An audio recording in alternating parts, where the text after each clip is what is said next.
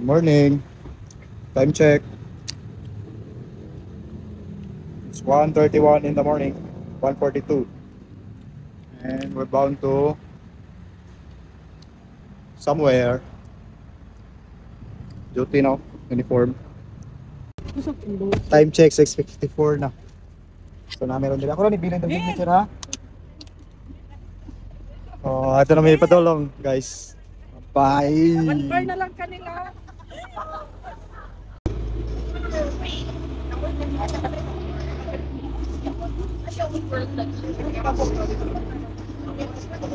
Time check.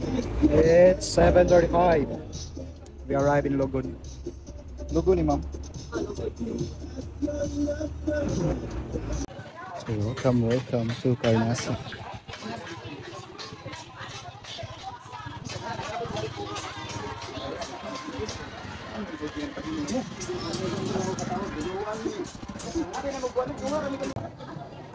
Warming up.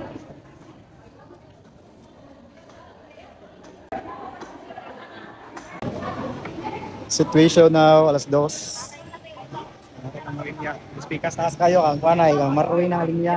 Taas kayo, hinay kayong dag out. Alright.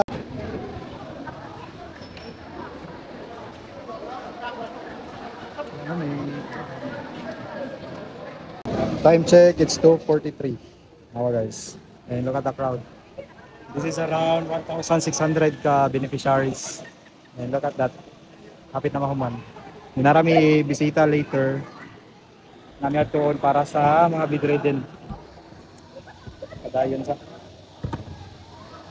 So later nami atoon katong mga dili kanhi physically no. Na sila may nasa payroll so need to visit. So mga managurami wala 5-4 para makalabang ako ni sa mainland. See you. Time check. It's 3, almost 3:20 na. And look at the aftermath, no? After sa payout sa 1,600 beneficiaries. So around, ang turnout niya around mga 95% almost, or more than, more or less. So mga tumi sa balay-balay na. So maraming reconcile and sala. 5,250.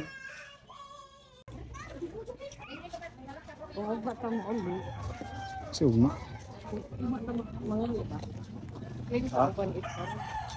So time check guys, it's 5 PM na. So nagtuktoy pa mong kauban para mag-payout sa mga bedridden. Kami nag-arrange sa mga attachment. See ya. After a tiring day, this is Rosa. Only here in Guess the Place. Ay si Gyaw-Yaw kay hayag ang dagat. Murag rest house. Murag mo na yung gingon ganina nga resort. Nga di ka nag-check-in. Marvin. Dili ko Marvin. Maumong. Update sa kapo na alas 3 exactly na human na mi og reconcile. So thank you Dan Batayan. And we're going home. Yes sir. Oh. Ni manguli na ta ha nga wa nakatapal. Safe ra Mark, safe.